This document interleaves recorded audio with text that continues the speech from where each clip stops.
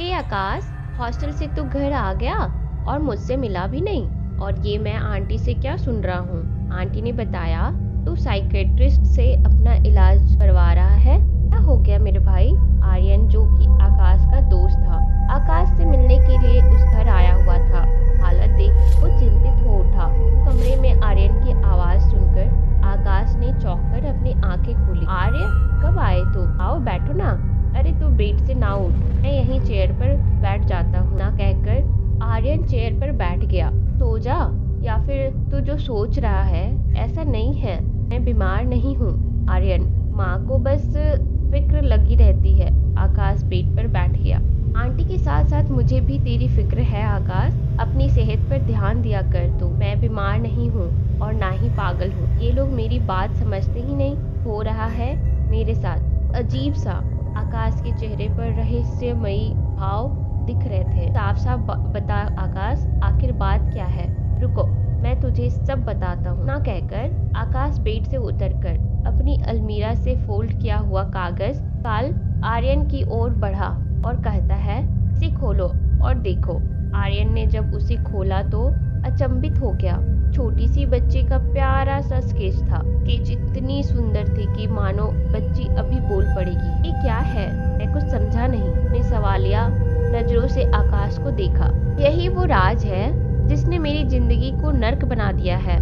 मैं तुझे शुरू से बताता हूँ। 4 महीने पहले जब मैं हॉस्टल में था तो सीनियर्स ने मेरे साथ रैगिंग की और मुझे एक टूटे फूटे भूतिया मकान में जबरदस्ती भेजा, जो कि हॉस्टल से दूर नदी के उस पार था। उन सब ने मुझे प्रूफ के तौर पर उस मकान से कुछ लाने के लिए भी कहा। यदि मैं ऐसा ना करता तो वे मुझे झूठे केस में फंसाकर हॉस्टल से निकलवा देते।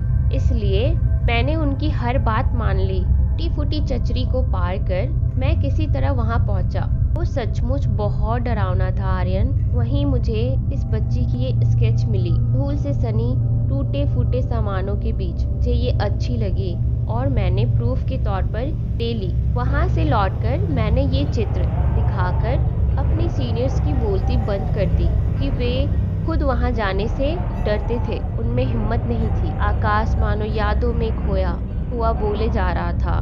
पर उसके बाद मेरे साथ अजीब अजीब घटनाएं होने लगी। मैं अपने सपने में इस बच्ची को देखने लगा। खून से सनी हुई इस बच्ची के हाथ में एक बॉल थी और वह उसी नदी के किनारे खड़ी थी और ये कह रही थी कि पापा, आप मुझे प्यार नहीं करते ना? यही सपना मुझे रोज रात को दिखता है। और आर्य, जब कभी भी मैं सो रहा होता हूँ, ऐसा लगता है जैसे कोई मेरे सिरहाने में बैठा हुआ है और मेरे माथे पर हाथ रखकर सहला रहा है। ऐसी और भी चीजें हुई है आर्यन, जिसे बताऊं तो तू यकीन नहीं करेगा। मैंने कई रातें हंसने की आवाजें भी सुनी है। हॉस्टल में तो मेरी हालात पूरी तरह से खराब हो चुकी थी, इसीलिए मैंने छुट्टी ले ली और घर आ गया। पर यहाँ भी मेरे साथ वही होता रहा। ये सब मैंने माँ पापा को बताया तो वो मुझे साइकियाट्रिस्ट के पास ले गए। उन्होंने इन सारी चीज़ों को पढ़ाई का प्रेशर और रैगिंग का डर बताया। पर आर्यन, मैं इस डर को हमेशा महसूस करता हूँ, सिर्फ बंद आँखों से ही नहीं। मैंने उस बच्ची को खुली आँखों से भी देखा है। आकाश भयभीत स्वर में बोला। क्या? बैठा आर्यन चौंक गया। हाँ, मैंने उसे इस रूम में कई दफ़ा देखा है, पर मैं किसी को बता पाता उससे पहले ही वो गायब हो जाती थी। आकाश काफ़ी परेशान था। आकाश, लिसन, तू आराम कर यार, ज़्यादा सोच मत, तू रेस्ट कर भाई।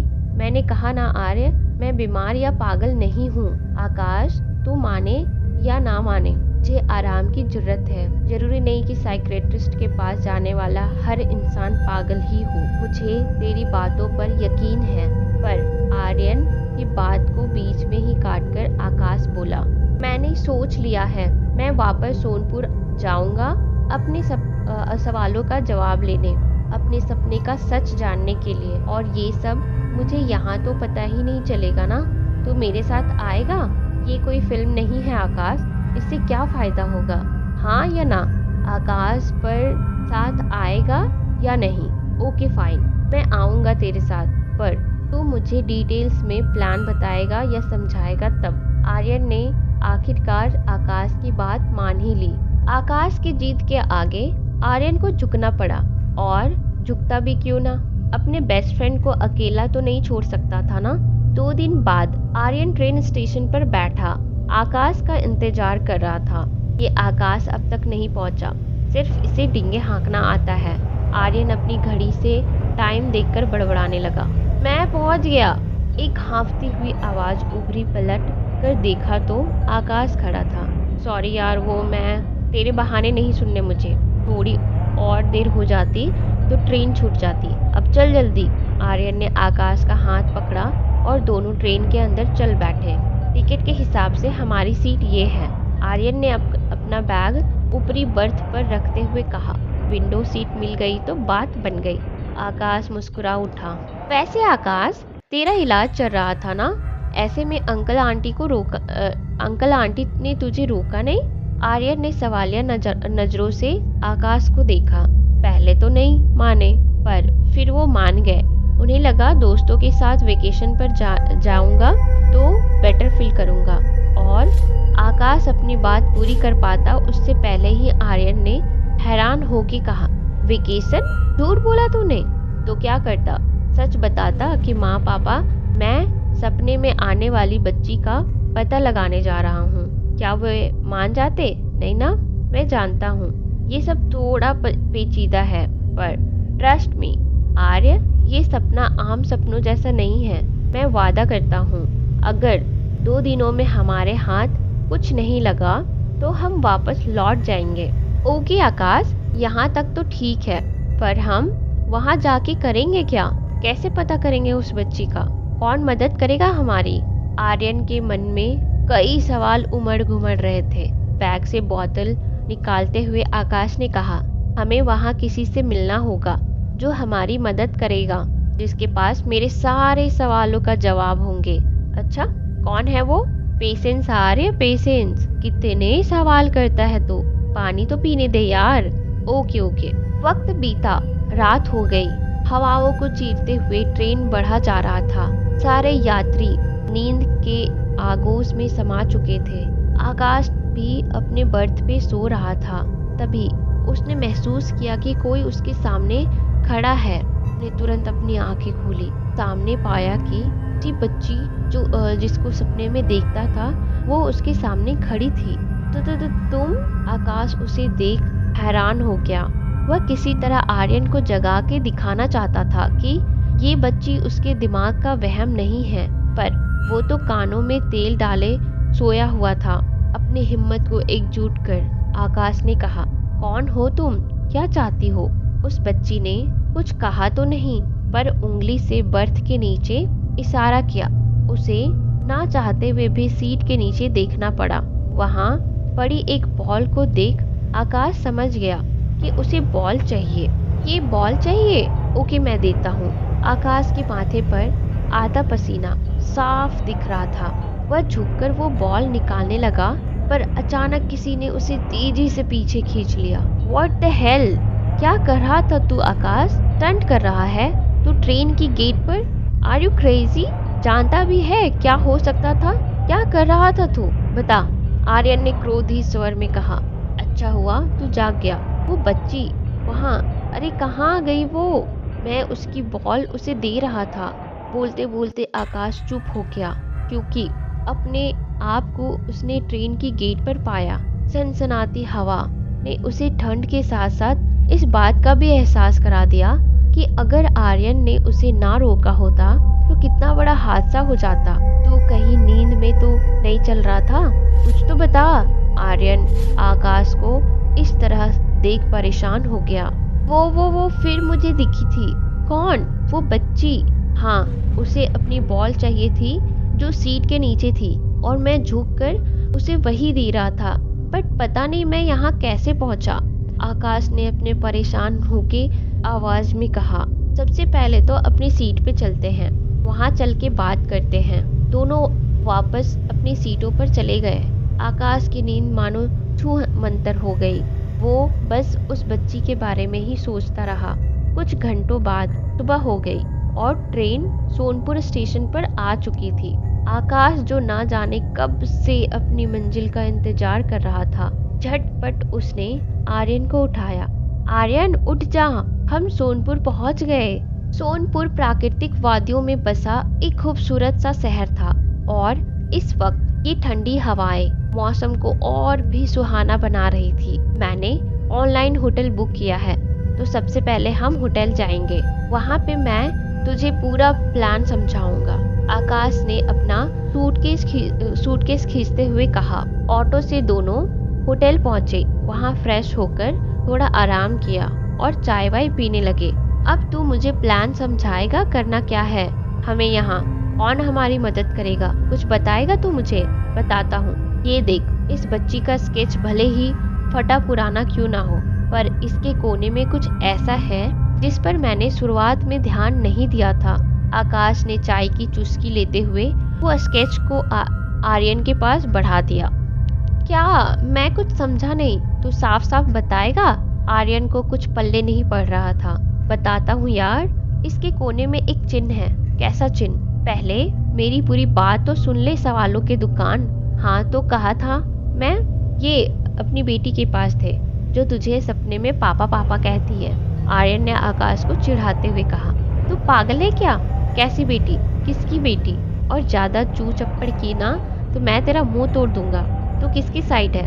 आकाश ने चिढ़कर कहा। अच्छा बेटा, इतनी दूर से यहाँ तक तेरे साथ आया हूँ और तू कहता है किसकी साइड हूँ मैं? अच्छा छोड़, ये बकवास हम बाद में भी कर सकते हैं। फिलहाल जो मैं बता रहा हूँ वो सुन। ये चिन्ह एक फाइन आर्ट कॉलेज का है। ये सब मुझे इसलिए पता है क्योंकि कुछ समय पहले मेरे कॉलेज में ड्राइंग की कंपटीशन हुई थी और वहाँ की मैडम सुमीना मिश्रा मुख्य अतिथि के रूप में आई थी। एंड यू नो व्हाट, इस स्केच पे SM लिखा हुआ है। आई एम 100% श्योर कि ये सुमीना मैम ने ही बनाया है। हम वहाँ जाएंगे और मैम से मिलेंगे। आकाश की आंखों में चमक थी। सुनने में ये सारी बातें अच्छी तो लगती है, पर यार आकाश, इससे फायदा क्या होगा? पॉजिटिव सोचा करना यार। अगर मैं सही हुआ तो मुझे पता चल जाएगा कि मेरे सपने की वो छोटी सी बच्ची कौन है, और अगर मैं गलत हुआ तो ट्रेन से सीधे घर। ठीक है, तू जो सोच रहा है वैसा ही हो। आर्यन ने गहरी सांस लेते हुए कहा। फिर क्या? दोनों दोस्त सुमीना मैम से मिलने के लिए कॉलेज पहुंचे, पर वहां उन्हें सिर्फ और सिर्फ निराशा ही हाथ लगी।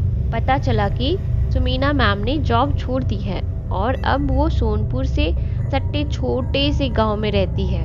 एक उम्मीद मिली थी, वो भी चली गई। अब क्या करे आकाश? फिलहाल के लिए वापस होटल चलते हैं और फिर क्या? गांव जाएंगे मैम से मिलने के लिए। आकाश अपने हाथों में रखे उस छोटे से कागज के टुकड़े को देखकर बोला, जिसमें कॉलेज वालों ने मैम का पता लिख दिया था। ठीक है, ये भी आजमा कर देख लेते हैं। वक्त बीता, रात हो गई। सोए हुए आकाश को उसके बुरे सपने ने फिर जकड़ लिया।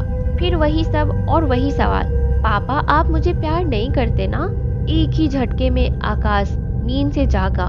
कौन हो तुम? क्यों आती हो मेरे सपने में? क्या नाता है मेरा तुमसे? क्यों हर बार एक ही सवाल दोहराती हो?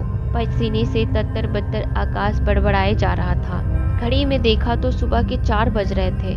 सुबह के सपने सच ही होते हैं, अक्सर माँ ये कहती थी। आकाश ये सोचकर घबरा गया। बेड से उठकर वो फ्रेश होने चला गया। वापस आकर उसने आर्यन को उठाया। कितना सोएगा, उठ जा। दोनों दोस्तों ने कुछ खाया पिया और चल पड़े अपने सफर पर। सुमीना मैम का गांव कुछ घंटों की दूरी पर ही था, जहां लोग सिर्फ बस से आया जाया करते थे। बस के सफर में आर्यन पूरे वक्त सोता रहा, पर आकाश एक अजीब ही दुनिया में खोया हुआ था। वक्त कब बीत गया पता ही नहीं चला और बस अपने गंतव्य स्थान पर आ पहुंची। फाइनली हम यहाँ आ गए, आकाश ने गहरी सांस लेते हुए कहा। अब बस हमारा काम हो जाए। आकाश और आर्यन सड़क पर चल पड़े। मंजिल अब कुछ ही दूर पर थी। अचानक आकाश ने देखा कि सड़क के बीचों बीच वो बच्ची खड़ी है और एक बड़ी सी गाड़ी उसकी ओर बढ़ रही थी। ए लड़की, साइड हो जाओ, वो चीखा। पर जैसे उसने कुछ सुना ही नहीं। आकाश तेजी से उसकी ओर दौड़ा, उसे बचाने के लिए। आकाश, ये सब इतनी तेजी से हुआ कि आर्यन को कुछ समझ ही नहीं आया। वो बस आकाश को उस तरफ गाड़ी की तरफ सामने जाता देख चीख पड़ा, पर जब उसे समझ आया तब बहुत देर हो चुकी थी। आकाश को गाड़ी टक्कर मार चुकी थी। ये देख आर्यन के होश उड़ गए। आकाश, आकाश, तुझे कुछ नहीं होगा, बदहवास स्वर में उसने कहा। सड़क पर भीड़ जमा हो गई। सभी ने उस ड्राइवर को घेर लिया। ऐसे गाड़ी चलाते हैं भाई? भीड़ में से एक आदमी ने गुस्से से कहा। अरे ये लड़का मेरी गाड़ी के सामने दौड़ कर आया था। ड्राइवर ने घबरा कर कहा। इतनी आसानी से तो नहीं छूट सकते हैं आप। मेरे दोस्त को टक्कर मारा आपने, मैं पुलिस बुलाता हूँ, आर्यन क्रोधित स्वर में कहा। खुद को पुलिस के लफड़े में फंसता देख वो घबरा गया और बोला, मैं इनको हॉस्पिटल छोड़ आता हूँ। फिर क्या था, आर्यन आकाश को लेकर उसकी गाड़ी में हॉस्पिटल पहुंचा। तुझे कुछ नहीं होगा आकाश, मैं हूँ तेरे साथ, आर्यन बड़बड़ाए जा रहा था। डॉक्टर ने उसे तुरंत एडमिट कर लिया और उसका ट्रीटमेंट शुरू कर दिया। आकाश को जब होश आया तो आर्यन को अपने पास बैठा पाया। आर्य, अचानक फिर वो दर्द से तड़प उठा। अपनी पैरों की तरफ देखा तो मोटी बैंडेज लगी थी और सर पर भी। आर्य, वो ज्यादा हिल डुल मत, समझा तो? और यहाँ से जाने की तो बिल्कुल भी मत सोचना। आर्य, वो बच्ची। अरे क्या बच्ची बच्ची लगा रखा है तूने? हाँ, पता भी है तेरे पागलपन की वजह से क्या कांड हो जाता। घंटों से तेरे होश में आने का इंतजार कर रहा हूँ। पता भी है मैं कितना परेशान हो गया था। अरे तुझे कुछ हो जाता तो अंकल आंटी को मैं क्या जवाब देता? आर्यन फट पड़ा। अरे पर मैं। चुप, एकदम से चुप हो जा और सिर्फ तुम सुनो। अपना हाल देख, क्या से क्या हो गया है। पहले मुझे लगा क्या पता तेरी बातों में रत्ती भर भी सच्चाई हो, पर अब मुझे लगता है ये सब तेरी इमेजिनेशंस है। सच तो यह है आकाश, यू आर ब्लडी लायर। तू पागल है, तेरा दिमाग खराब हो चुका है और तू सिर्फ बस। मैं कुछ बोल नहीं रहा हूँ, इसका मतलब ये नहीं कि मुझे बोलना नहीं आता। अपनी हद में रह, समझा तू? और किसे पागल बोलता है? मैं पागल नहीं हूँ और ना ही वो बच्ची मेरी इमेजिनेशंस है, आकाश ने गुस्से से कहा। वो बच्ची एक स्टोरी है और ये स्टोरी तेरा खाली दिमाग बना रहा है। तू दिमाग से बीमार है। मैं अभी तेरे पापा को कॉल करता हूँ और तेरे वेकेशन का सच बताता हूँ। आर्यन नंबर डायल करने लगा। नहीं, तू पापा को कॉल नहीं करेगा। आकाश ने झपट कर मोबाइल लेने की कोशिश की। दोनों में हाथापाई हुई और आकाश बेड से गिर गया। तू दोस्त नहीं दुश्मन है। तुझे क्या लगता है तूने यहाँ आकर मुझ पे एहसान किया है? डूब कर मर जा कहीं। तेरा एहसान नहीं चाहिए मुझे, आकाश चीख कर बोला। ओके फाइन, ये रही तेरी बैसाखी, जहाँ जी करे वहाँ चले जाना, पर मुझे अब तेरे पागलपन का भागीदार नहीं बनना, आर्यन ने गुस्से से कहा और वहाँ से चला गया। आकाश जैसे तैसे बैसाखियों के सहारे खड़ा हुआ और वापस बेड पर लेट गया। जैसे तैसे या फिर जैसे जैसे वक्त बीता जा रहा था, आकाश सोच में घिरा जा रहा था। मुझे आर्य से इस तरह बात नहीं करनी चाहिए थी, वो मन ही मन सोचे जा रहा था। क्या पता वो बाहर बैठा हो। ये सोचकर आकाश बेड से उतरा और आगे बढ़ा। ये देखकर उसे और भी हैरानी हुई कि पूरा हॉस्पिटल शांत और सुनसान था, मानो बरसों से वीरान पड़ी हवेली हो। अंधेरा घिर चुका था। आर्य, कहाँ है तू? सॉरी यार, सॉरी बोल रहा हूँ ना, आकाश ने परेशान स्वर में कहा। अपने आप को अकेला पाके वो थोड़ा घबरा गया। आर्य, बोलते बोलते उसकी नजर दूर खड़ी उस बच्ची पर गई। ए लड़की रुको, आकाश ने जोर से कहा। वो तेजी से उसकी तरफ बढ़ा, पर वो बच्ची दौड़ के कहीं और चली गई। कौन हो तुम? हकीकत हो मेरी या मेरा सपना या फिर एक वहम? कौन हो तुम? सामने आओ। आकाश हर तरफ उस बच्ची को ढूंढने लगा। तेज चलने के कारण उसका बैलेंस बिगड़ा और वो धड़ाम से फर्श पर गिर पड़ा। उसकी बैसाखी भी उससे दूर छिटक गई। पापा, आप मुझसे प्यार नहीं करते ना? वही लाइन जो कल तक आकाश को सपने में सुनाई देता था, आज रियलिटी में उसे सुनाई दे रहा था। अपना सिर उठाकर देखा तो बच्ची उसके पास बैठी हुई थी और उसके हाथों में उसकी बैसाखी भी थी। पापा, माई फुट। मेरी बात गौर से सुनो। और उसे अपने दिमाग में डाल लो। मैं तुम्हारा पापा नहीं हूँ। क्या कहा मैंने? मैं तुम्हारा पापा नहीं हूँ और ना ही तुम मेरी बेटी, समझी? आकाश आज अपने डर को साइड रख गुस्से से बोला। पापा ऐसे तो मत बोलो। कि आंखों में आंसू आ गए। एक छोटी सी बच्ची से ऊंचे स्वर में बात करना आकाश को भी अच्छा नहीं लगा। वो अपने लहजे को बदलकर बोला, देखो मैं वो नहीं हूँ जो तुम सोच रही हो। तुम छोटी बच्ची हो। ऐसी उम्र में छोटी मोटी गलत फहमियाँ हो जाती हैं। अपने घर जाओ। इतना कहते हुए आकाश ने उसके हाथ से बैसाखी ली और किसी तरह खड़ा होकर आगे बढ़ चला। वो हमें जला देंगे पापा, बचाओ मुझे। आप मुझसे प्यार नहीं करते ना? इस मासूमियत भरी आवाज को सुन के आकाश को ना चाहते हुए भी पलटना पड़ा। देखो वो हैरान रह गया। बच्ची वहां से गायब थी। उसने हर तरफ देखा पर वो बच्ची कहीं नहीं मिली। आकाश को समझ नहीं आ रहा था कि क्या करे। मोबाइल निकाल वो आर्यन को कॉल करने लगा। आर्य पिकअप द कॉल। ऐसा भी क्या गुस्सा। कई बार कॉल करने के बाद आर्यन ने फोन उठाया। क्या है? आर्य मुझे पुलिस की हेल्प चाहिए। क्या? पुलिस? ठीक तो है ना तू? आर्यन ने घबरा कर बोला। मैं ठीक हूँ पर वो बच्ची मुसीबत में है। कुछ न कुछ गड़बड़ जरूर है। वो कह रही थी कि कोई उसे जला देगा, मार देगा। आकाश तू फिर से शुरू हो गया? तू आराम कर, समझा? ये बच्ची को भूल जा। मैं वहाँ आ रहा हूँ। और हाँ, तू हॉस्पिटल से निकलने की तो सोचना भी मत। आर्य ये हॉस्पिटल। आकाश की पूरी बात भी नहीं हुई थी कि आर्यन ने बीच में ही कॉल काट दिया। आज पता चला तू कितना कमीना है, पर मैं उससे भी बड़ा कमीना हूँ। मैं यहाँ रुकने वाला ही नहीं हूँ। इस भूतिया हॉस्पिटल में तो कतई नहीं। मुझे जाना होगा, उसे बचाना होगा। आज आर या फिर पार, किसी को कोई हक नहीं कि मुझे दिमागी मरीज समझे। आज पता चल जाएगा कि वो छोटी बच्ची वहम नहीं है। आकाश बड़बड़ाए जा रहा था। बैसाखियों के सहारे वो आगे बढ़ चला। ऑटो से वो बस स्टॉप पहुंचा और बस में बैठ गया। इसी बीच आर्यन ने ना जाने कितने कॉल किए पर आकाश ने मोबाइल को साइलेंट मोड में डाल दिया। कुछ ही घंटे में वो सोनपुर में था। वहां से वो उस मकान के पास पहुंचा। अरे यहाँ इतनी भीड़ क्यों है? आकाश हैरान हो गया क्योंकि इस सुनसान मकान के पास भीड़ की उम्मीद उसे नहीं थी। जब वो पास पहुंचा तो उसके होश उड़ गए। मकान में आग लगाई जा रही थी। अरे ये क्या कर रहे हो आप लोग? बोलते बोलते आकाश की नजर एक औरत पर गई जो बहुत बुरी तरह से घायल थी। शायद भीड़ ने मारा था उसे। आप तो ठीक तो हो ना? मैं कुछ करता हूँ। आकाश ने उसे सहारा देने की कोशिश की। मेरी बेटी, ये लोग मेरी बेटी को जला देंगे। मदद करो, मेरी बेटी को बचा लो, उस औरत ने तड़पते हुए कहा। आकाश को कुछ समझ में नहीं आ रहा था। जैसे तैसे वो भीड़ को चीरते हुए आगे बढ़ा। ये क्या कर रहे हैं आप लोग? मकान के अंदर बच्ची है, वो जल जाएगी।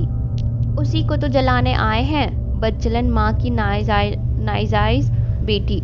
ये जिएंगी तो हमारे गांव के बच्चे बिगड़ जाएंगे। हमारी पीढ़ी बर्बाद हो जाएगी। हमारे गांव के बच्चे यही सीखेंगे। इसे तो मरना ही होगा। इतना कहते हुए भीड़ के लोगों ने मसाल फेंक दी और आग लगा दी। नहीं, वो जल जाएगी। छोटी सी बच्ची है वो। नहीं, आकाश चीख पड़ा। वो इसी लायक है।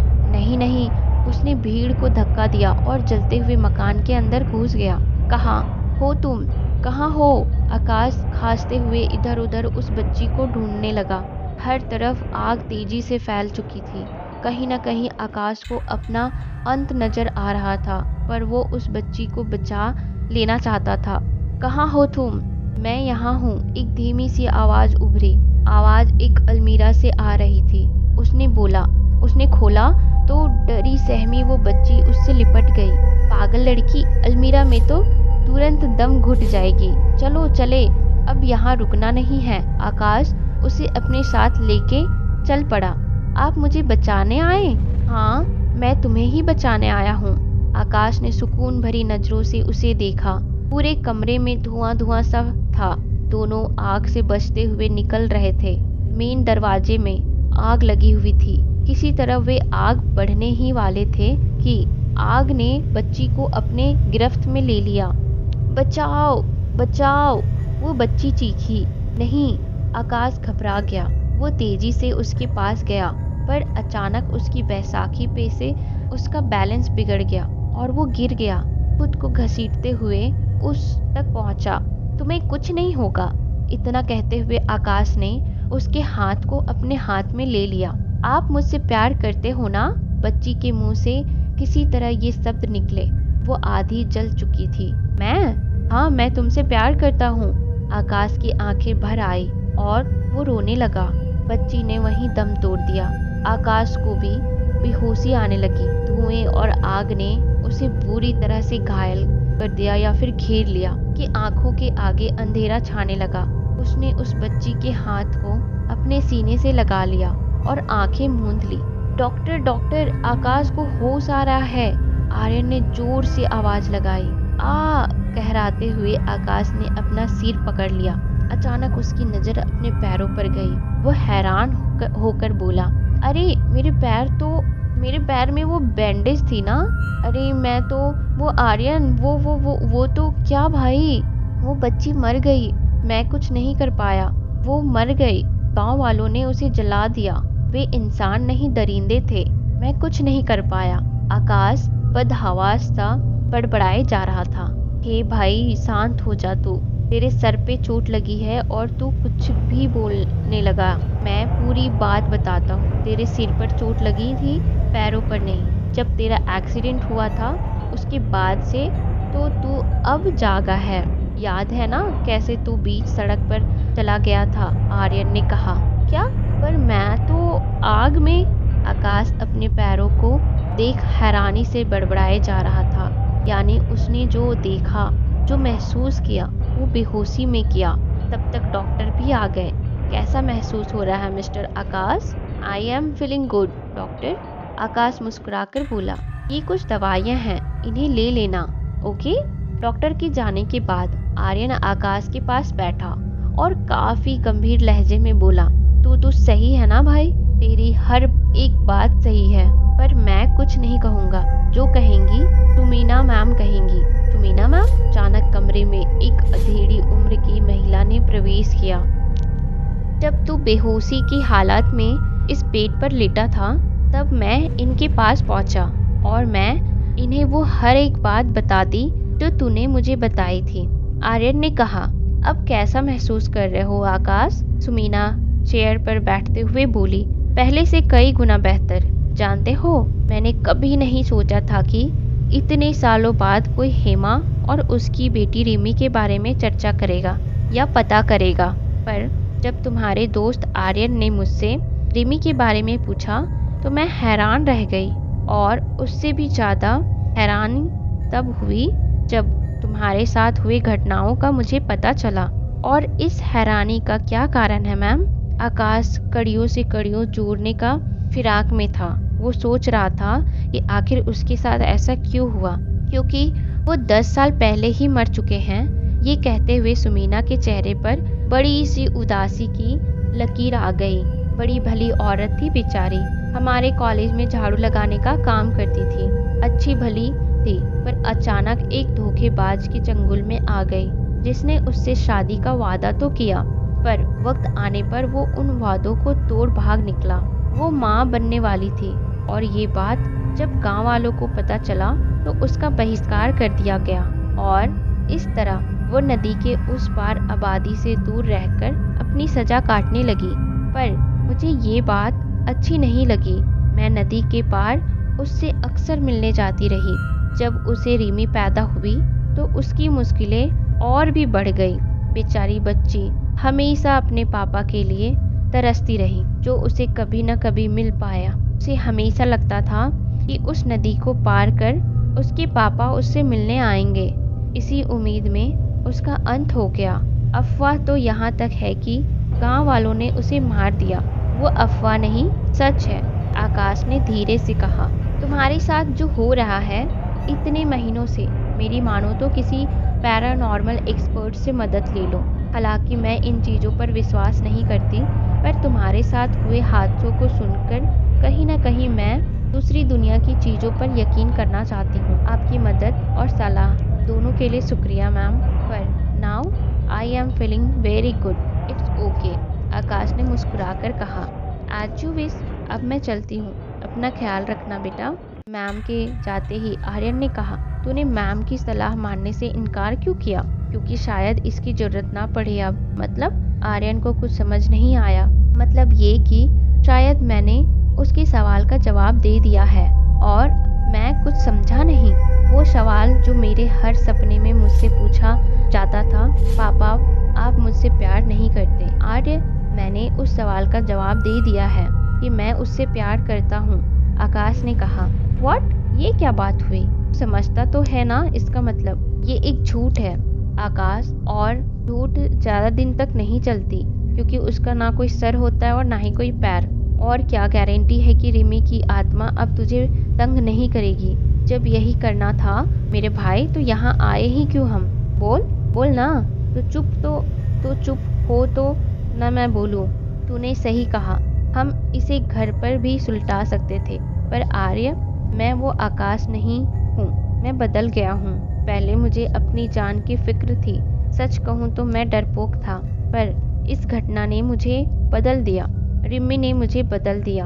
हम सोच भी नहीं सकते कि एक छोटी बच्ची के दिलो दिमाग पर क्या बीतती होगी जब वो रोज अपने पापा का इंतजार करती होगी, आबादी से दूर, एक ऐसी जगह में जहाँ कोई उसका दोस्त भी नहीं था। तू नहीं जानता कि सपने में मैंने क्या देखा और क्या महसूस किया। गांव के लोगों ने तो उसे जला दिया, पर उसके इंतजार को खत्म नहीं कर पाए और उसकी आत्मा वहाँ भटकती रही। और जब मैं वहाँ गया तो उसने मुझे अपना पापा मान लिया और मैंने उस बच्ची के सवाल का जवाब देकर उसे मुक्त कर दिया। मैं मानता हूँ मैंने उससे सच नहीं कहा, पर जो अपनी आत्मा या फिर अपनी अंतिम सांसें ले रहा हो, जिसकी आखिरी इच्छा सिर्फ तेरे गोद में सर रखकर दम तोड़ने की हो, तो क्या तू उससे वो बात कहेगा जो उसका दिल तोड़ दे? वो बस अपने सवाल का जवाब सुनना चाहती थी आर्य। मुझे पता नहीं क्या सही है और क्या गलत, पर एक बात मैं अच्छी से जानता हूँ कि मेरे एक जवाब ने उस बच्ची के आत्मा को मुक्ति दिला दी है। आकाश मानो एक अलग ही दुनिया में खोया हुआ था। कभी कभी मैं तुझे समझ नहीं पाता आकाश, मेरी बातें समझो मत, बस मान लो यार। कभी कभी मैं खुद को भी समझ नहीं पाता, आकाश ने मुस्कुराते हुए कहा। तो अब क्या करें? क्या करना है? घर चलना है? आकाश ने गहरी सांस लेकर कहा कि चेहरे पर एक सुकून की छाया थी। अगर आपको ये कहानी अच्छी लगी हो तो मेरे चैनल को सब्सक्राइब जरूर करना, ताकि आगे भी आप इस तरह की कहानियाँ सुन सकें। और अगर आपके पास भी कोई अपनी एक्सपीरियंसेस है या कोई कहानी है तो आप मुझे इंस्टाग्राम पे मैसेज कर सकते हो, शेयर कर सकते हो। मैं आपकी कहानी को आवाज़ ज़रूर दूंगी।